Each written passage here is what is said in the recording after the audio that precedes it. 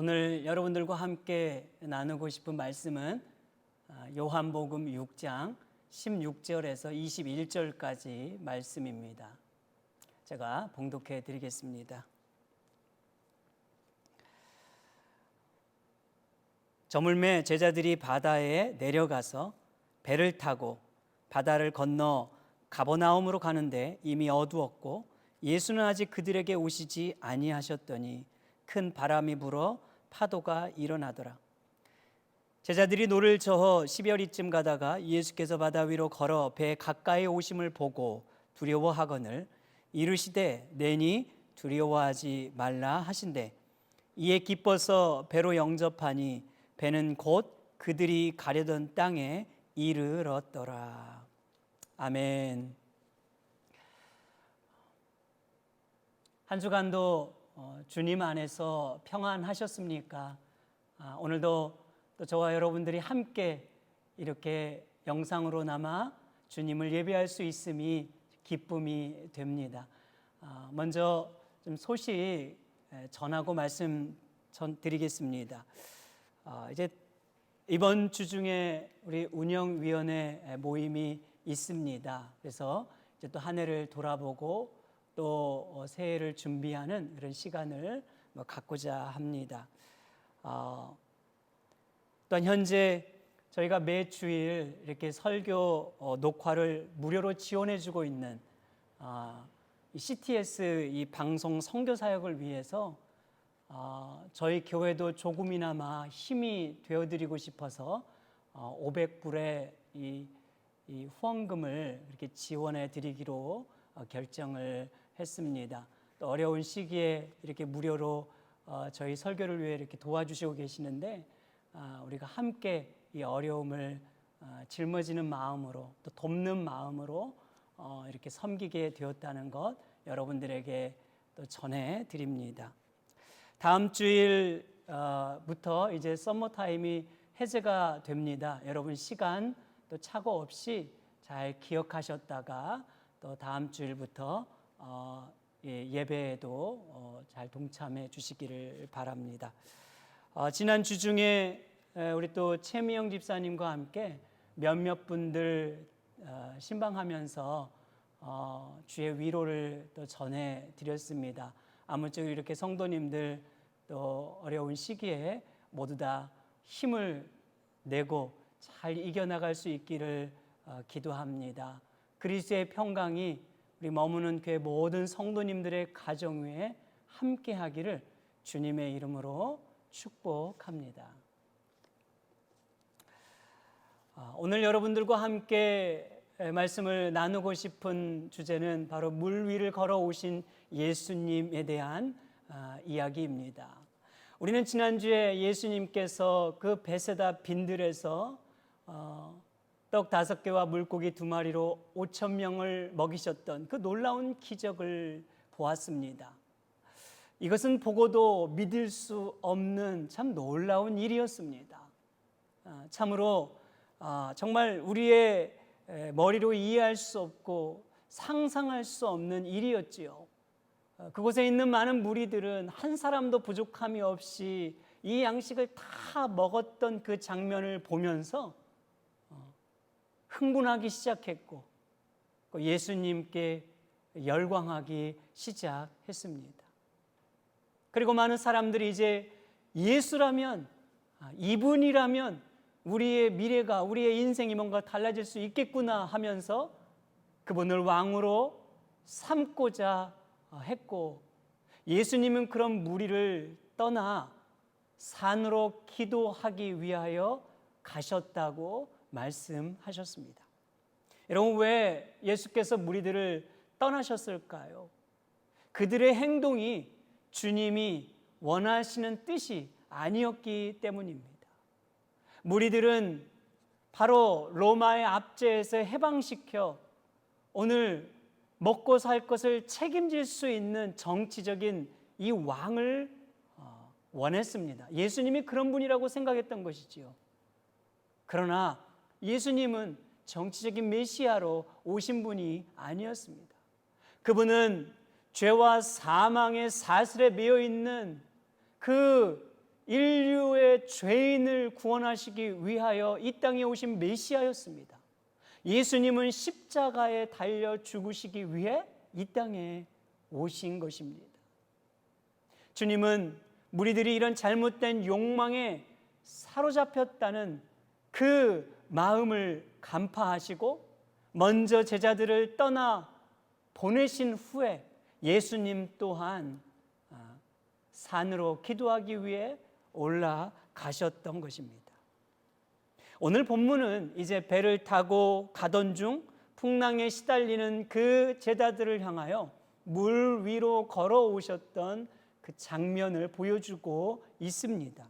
이것이 예수님께서 행하신 요한복음에 나타난 5번째 표적입니다. 그러면 이 5번째 표적을 통하여 오늘 성경은 우리에게 무엇을 말씀하시고자 하는 것일까? 오늘 3가지로 여러분들과 함께 은혜를 나누고자 합니다. 우리가 먼저 주목하고자 하는 것은 예수님께서 보내시는 길에도 풍랑을 만날 수 있다는 것입니다. 여러분 16절 말씀 보면요, 저물매 제자들이 바다에 내려가서 이렇게 말하고 있어요. 사실 요한복음에는 제자들이 자발적으로 배를 타고 가버나움으로 간 것처럼 기록하고 있지만 마태나 마가에 보면요, 예수님께서 제자들을 보내셨다고 말해주고 있습니다. 특별히 마가복음 6장 45절 말씀에 보면 이렇게 기록해요. 예수께서 즉시 제자들을 재촉하사 자기가 무리를 보내는 동안에 배 타고 앞서 건너편 벳세다로 가게 하시고. 아멘. 여기 분명히 뭐라고 말합니까? 예수님께서 재촉했대요. 서둘러서 제자들을 먼저 배 태워 가버나움으로 보내셨다고 그렇게 말씀하고 있는 것이에요. 그렇게 예수님의 말씀을 따라, 예수님이 가라고 하신 그 명령을 따라 지금 제자들은 배를 타고 가고 있는 것이지요. 그리고 여러분 오늘 본문 또 17절, 18절 이어서 볼까요? 배를 타고 바다를 건너 가버나움으로 가는데 이미 어두웠고 예수는 아직 그들에게 오시지 아니하셨더니 큰 바람이 불어 파도가 일어나더라. 아멘. 여기 이 파도가 일어난다라는 말은요, 이 파도가 소용돌이 친다 그런 의미예요. 제자들이 처음 베세다에서 출발할 때는요, 이 잔잔했던 바다에 갑자기 거센 바람이 불고 그리고 정말 큰 파도가 출렁이기 시작하고 소용돌이 치기 시작했다고 말씀하고 있습니다. 당시 갈릴리 호수는요, 큰 이 산맥에 둘러싸여 있었어요. 그래서 북쪽에 저 높은 헐몬산에서 불어오는 차가운 바람과 저 남쪽 아라비아 광야에서 불어오는 따뜻한 이 기온이 만나면서 온도의 변화가 아주 심했어요.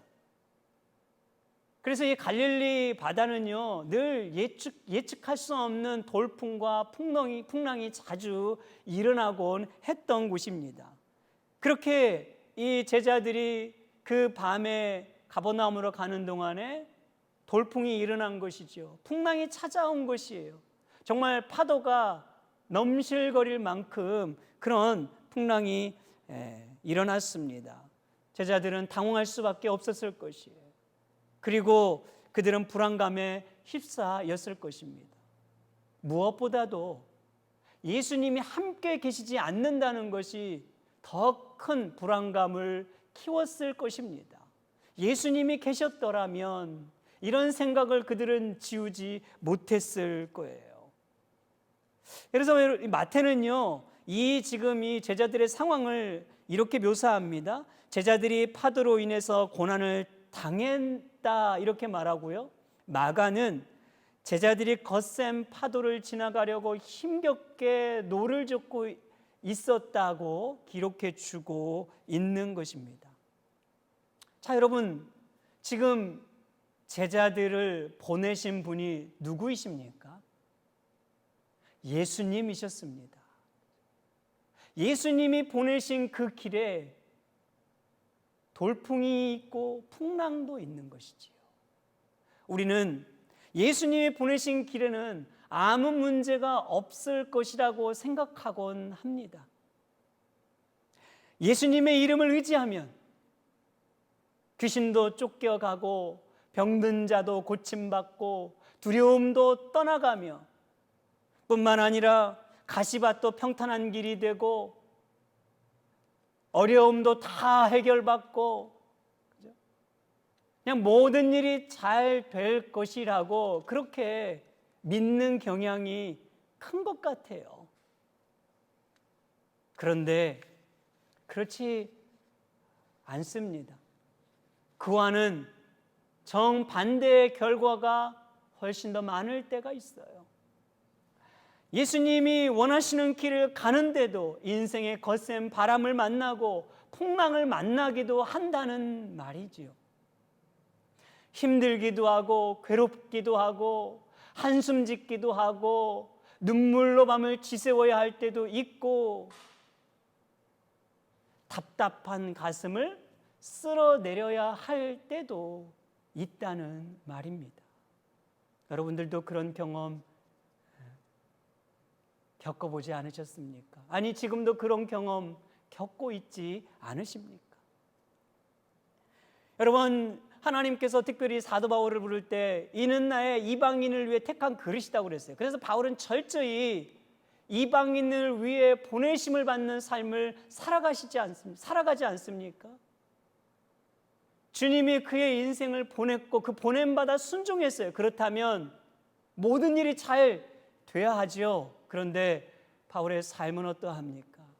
고생과 고난과 수없이 힘든 일을 겪지 않았습니까? 그럼에도 사도 바울의 고백을 보십시오. 뭐라고 고백해요? 그래도 하나님의 은혜였다고, 그 은혜가 족하다고, 나의 나된 것은 하나님의 은혜였노라고 그렇게 고백하고 있는 것이에요. 여러분, 답답한 상황에 있을 때 우리가 기억해야 할 한 가지가 있는 거예요. 그리스도인이 기억해야 할 한 가지, 놓지 말아야 될 이 한 가지가 있습니다. 하나님을 사랑하는 자, 곧 그 뜻대로 부르심을 받은 자들에게는 모든 것이 합력하여 선을 이룬다는 이 말씀을 믿는 것이에요. 이 믿음을 놓지 않는 것이에요. 여러분, 우리가 주의 길을 걸어도요, 내가 지금 어디로 가고 있는지 확신이 없고 내가 진짜 잘 가고 있는지 알 수 없을 때가 얼마나 많이 있나요? 그럼에도 불구하고 그 믿음을 따라 걷는 한 걸음 한 걸음 한 걸음을 모아서 결국 선을 이루어 주신다는 거죠. 하나님의 뜻을 이루어 주신다는 거예요. 지금은 알 수 없을 때가 많지만 우리가 나중에 그 길을 지나보면 깨닫게 되는 것들이 얼마나 많이 있습니까? 아, 그렇구나. 하나님께서 나에게 이런 은혜를 베풀어 주신 것이었구나. 아, 하나님이 이렇게 역사하신 것이었구나. 하나님이 함께 하신 것이었구나 라고 깨닫게 되면 우리가 감사하게 되고 찬양하게 되지 않습니까? 바로 이 믿음을 붙들라고 말씀하고 있는 것이에요.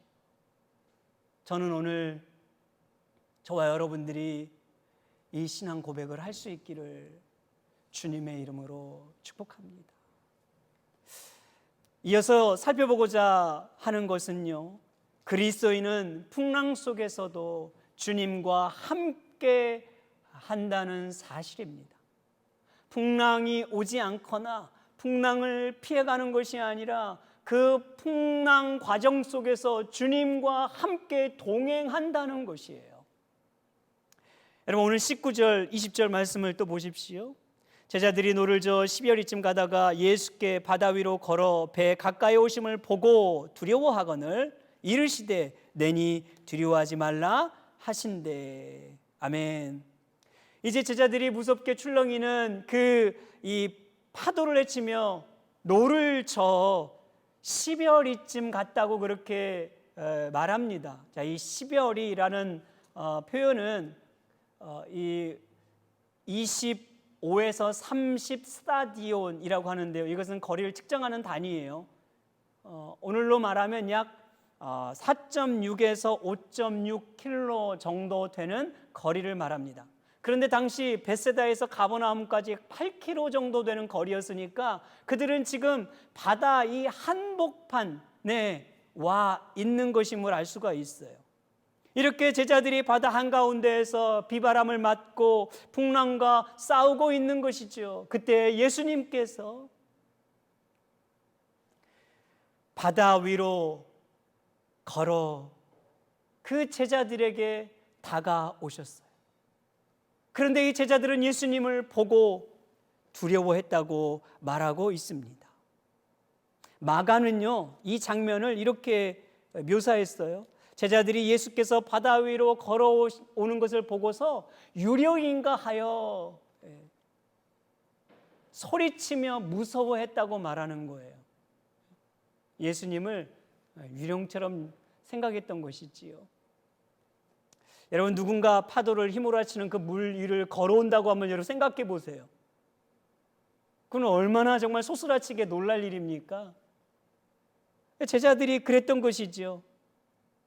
그래서 예수님을 마치 유령처럼 그들도 생각했던 거예요. 그때 예수님께서 그들에게 뭐라고 말씀하고 있나요? 내니 두려워 말라 그랬어요. 내니 두려워 말라. 어쩌면 이 제자들은요, 풍랑을 통과하면서 주님을 원망했을지도 모릅니다. 그렇게 풍랑과 싸우고 힘써 노를 저으면서 아마도 5,000명을 먹이시고 기적을 베풀었던 그 예수님이 함께 계시지 않는 것을 원망했을지도 몰라요. 예수님이 함께 계셨다면, 그 예수님이 우리와 지금 여기에 동행하셨다면 이런 풍랑이 오지 않았을 텐데 라고 생각하며 있었을지도 모릅니다. 그러나 그들의 현장에 예수님은 계시지 않았어요. 그래서 그들은 예수님을 의지하기보다 자기의 힘을 다하여, 그들의 힘을 다하여 그 위기를 헤쳐나가려고 했을 것입니다. 여러분, 제자들은요, 대다수가 뱃사람들이에요. 바다에서 자라서 고기를 잡는 사람들이니까 얼마나 이 바다의 환경에 대해서 잘 알겠어요.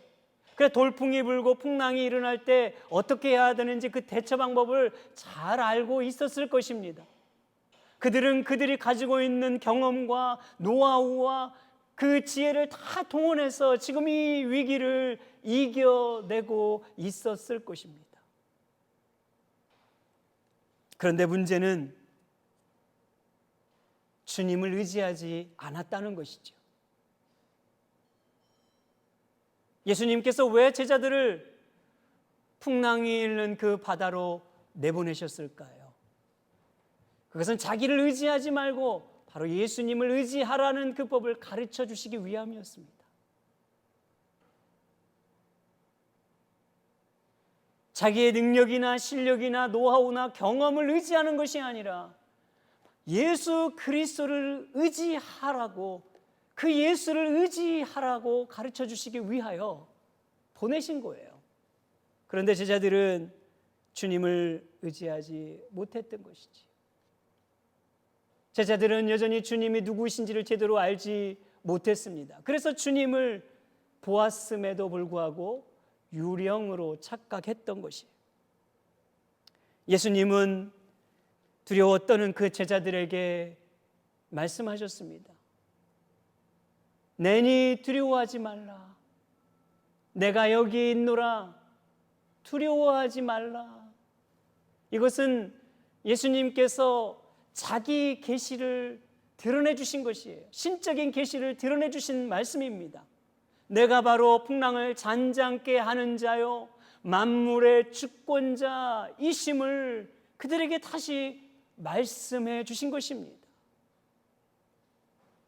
오늘 주님께서 저와 여러분에게 동일하게 말씀하고 있습니다. 내니 두려워 말라. 그 주님을 여러분 바라보시길 바랍니다. 그 주의 음성을 들을 수 있기를 바랍니다. 여러분, 호라시오 스페포드라는 사람에 대한 일화를 좀 소개해드리고자 합니다. 그는 1828년 뉴욕에서 태어나 28세의 나이에 그 변호사가 될 정도로, 유능한 변호사가 될 정도로 아주 엘리트 인생이었습니다. 그리고 그는 독실한 신앙인이었죠. 그런 그의 인생에 큰 비극이 연달아 찾아옵니다. 1871년 그가 57세가 되었을 때 그의 첫 번째 아들이 바로 이 전염성 있는 피부 질환을 인하여 먼저 곁을 떠나게 되죠. 그해 시카고에서 일어난 큰 대화재로 인하여 모든 재산을 잃게 됩니다. 그리고 2년 후가 지났을 무렵 4명의 딸과 아내가 뉴욕 항을 떠나 저 유럽으로 항해하던 중에 여객선이 충돌을 하게 되고 침몰하게 되면서 4명의 딸이 모두 사망하게 됩니다. 스페푸더는 유일하게 아내 혼자 살아났다는 이 사실을 듣고 모든 딸이 다 침몰했다는 그 비극적인 사실을 듣고 큰 슬픔에 빠지게 되죠. 그리고 홀로 남아있는 그 아내를 만나기 위해 그 또한 유럽으로 가던 중에 그 4명의 아이들이 물에 빠져 죽은 그 자리를 떠나갈 때 되자 정말 큰 괴로움과 슬픔이 소용돌이치기 시작했습니다. 그는 너무 슬퍼서 밤새도록 통곡하고 울부짖기 시작합니다. 그렇게 한참을 기도하던 어느 시점에 그의 마음속에 평안함이 밀려오기 시작했어요. 평안할 수 없는 신뢰와 평강이 그 마음속에 들어오기 시작했습니다. 그는 다시 자리를 잡고 앉아서 시를 쓰기 시작합니다. 바로 그 시가 우리가 종종 즐겨 부르는 찬송가 413장 내 평생에 가는 길이라는 찬송 가사입니다. 여러분 들어보십시오. 내 평생에 가는 길 순탄하여 늘 잔잔한 강 같든지 큰 풍파로 무섭고 어렵든지 나의 영혼은 늘 편하다. 내 영혼 평안해. 내 영혼 평안해. 아멘. 여러분, 큰 풍파로 무섭고 어렵든지 나의 영혼은 평하다는 이 놀라운 고백을 했던 것이지요. 여러분들은 어떤 풍파를 지나고 계십니까? 아니, 지금은 온 세계가 팬데믹이라는 풍파 속을 지나고 있습니다. 어쩌면 또 우리의 삶의 각자의 처소에는 크고 작은 수많은 풍랑들이 우리를 흔들어 대고 있을지도 모르겠습니다. 그러나 여러분 기억하십시오. 큰 풍파로 무섭고 어려울지라도 우리가 예수 그리스도를 의지할 때 이 위기를 이길 수 있을 뿐 아니라 참된 평강을 누릴 수가 있게 됩니다. 그러므로 여러분 그리스도를 더욱 신뢰하시길 바랍니다. 십자가를 더욱 의지할 수 있기를 바랍니다. 주의 말씀을 더욱 견고히 붙들 수 있는 저와 여러분 되기를 주님의 이름으로 축복합니다. 이제 마지막으로 주님과 함께해야 주님이 뜻하신 목적지에 안전하게 도달할 수 있습니다.